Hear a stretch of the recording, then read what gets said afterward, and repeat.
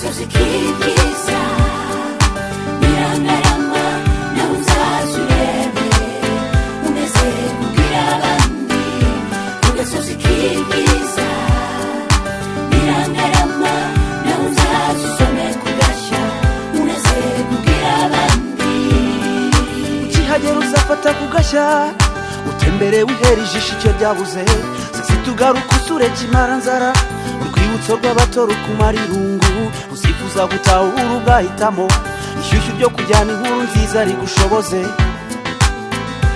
fata akarusho kagusindagize ufate n'akabanga baza akabenga ukabuza asanga ubutaha baguherekeze gasozi k'ibyiza birangarama nawe uzaza urebe unezere kubwira abandi ku gasozi k'ibyiza birangarama nawe uzaza usome kugashya unezere kubwira abandi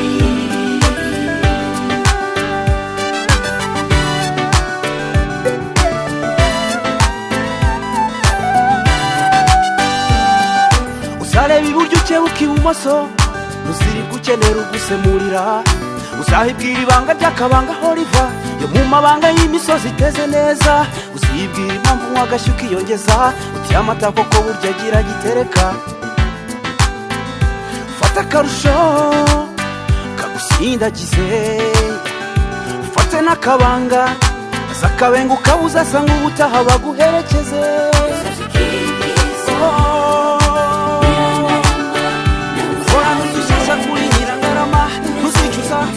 uzanyurwa uzafata akabanga ufata urwibutso ufata akarusho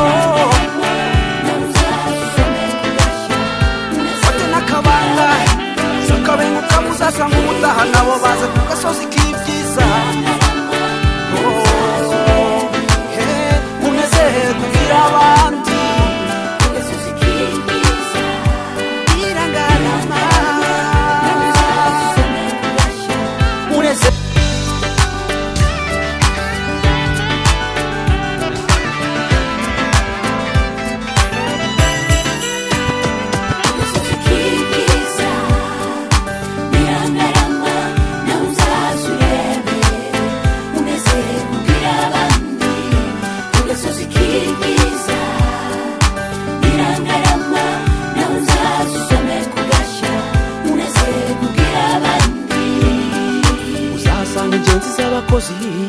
uzahasanga ikoranabuhanga unyurwe baza kwakira neza ubona ikinyuranyo ntuzihangane uzafata ifoto y'urwibutso iyo sura nziza izaguhore ku mutima uzereke n'abandi kiri urwibutso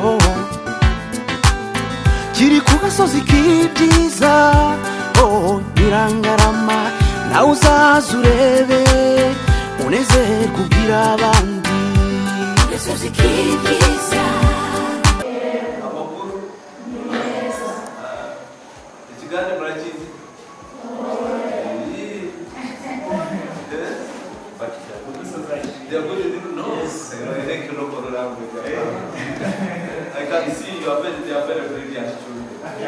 uzafata kugashya utembere wihera ijisho icyo ryabuze tugaruka usure kimaranzara urwibutso rw'abato rukumara irungu uzifuza gutahura ugahitamo ishyushyu ryo kujyana inkuru nziza rigushoboze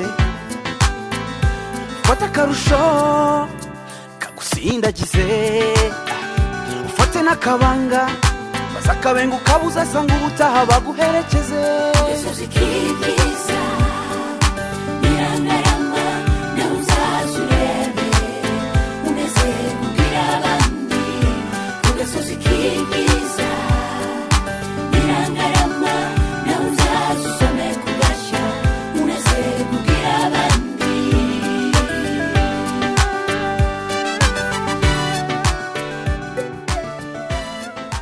uzafata kugashya utembere wihera ijisho icyo ryabuze tugaruka usure kimaranzara urwibutso rw'abato rukumara irungu uzifuza gutahura ugahitamo ishyushyu ryo kujyana inkuru nziza rigushoboze fata akarusho kagusindagize ufate n'akabanga baza akabenga ukabuza asanga ubutaha baguherekeze gasozi k'ibyiza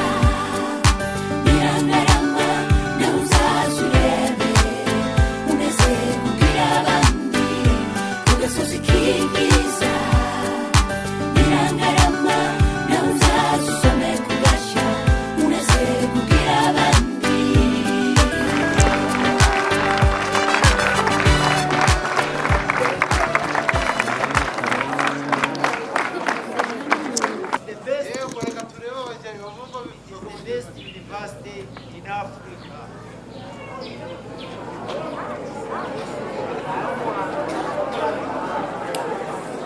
How are you children? How many of you want to be ambassador? All of you? How many want to be president? Huh? Nobody? How many want to be minister? Yes? I was in a class like you. Right? But I studied very hard to become ambassador. Okay? If you want to go to Makerere, check your ass. Do you know hens? Do you know eggs? Yes. What do the eggs produce? Chicks. And what do chicks become? And others become cocks. Isn't it? So every hen, every became was what? An egg. Isn't it? Which came first, the egg and the hen? Which came first? The egg. Eh? So who produced the egg? The hen, the chicken. And who produced the egg? So who came first? This is your homework now. Okay? So you are the egg and you are the chick. Isn't it? So when I come back next after 10 years, I want to know who produced who. Okay? Then maybe we shall meet in the University of Kigali. We shall meet in Makerere, isn't it? But well done. Go ahead. Thank you very much for receiving me.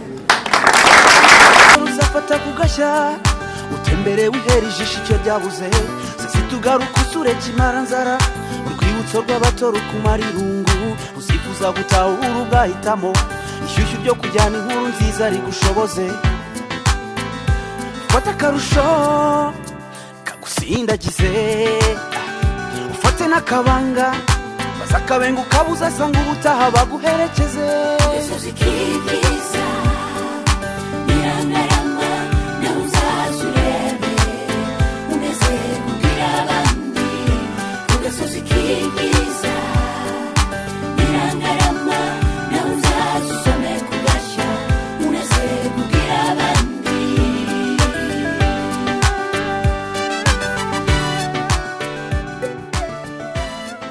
uzafata kugashya utembere wihera ijisho icyo ryabuze sasitugaruka usure kimara nzara urwibutso rw'abato rukumara irungu uzifuza gutahura ugahitamo ishyushyu ryo kujyana inkuru nziza rigushoboze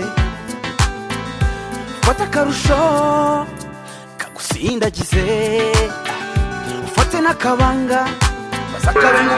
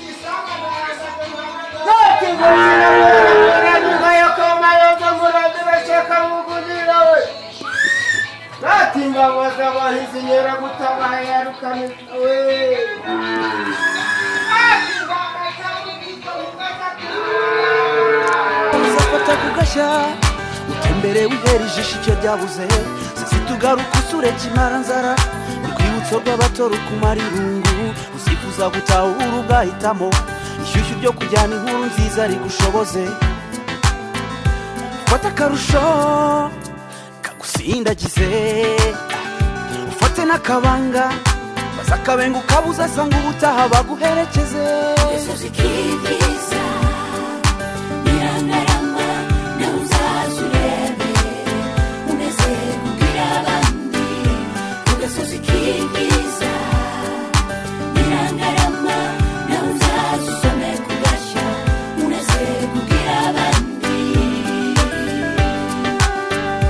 you very much for receiving me at Saina.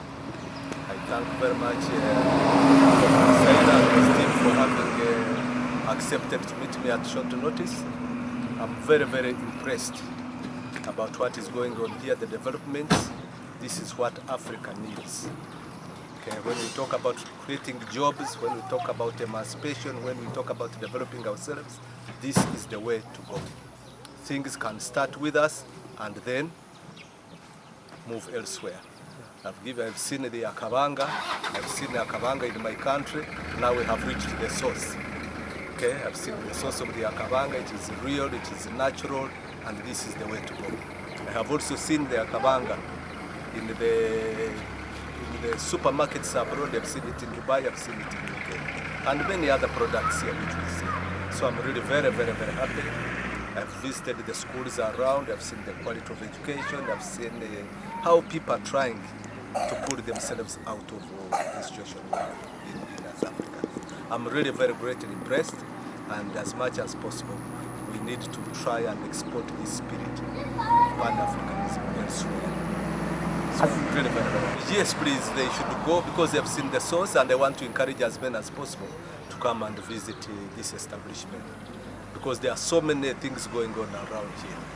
I've visited over 6 industries, even more I cannot count, including the zero grazing, producing milk. I've seen the macadamia, I've seen the grapes, and the value addition that is being added on the raw materials. Quality is superb. I cannot say much about it, but the quality is superb.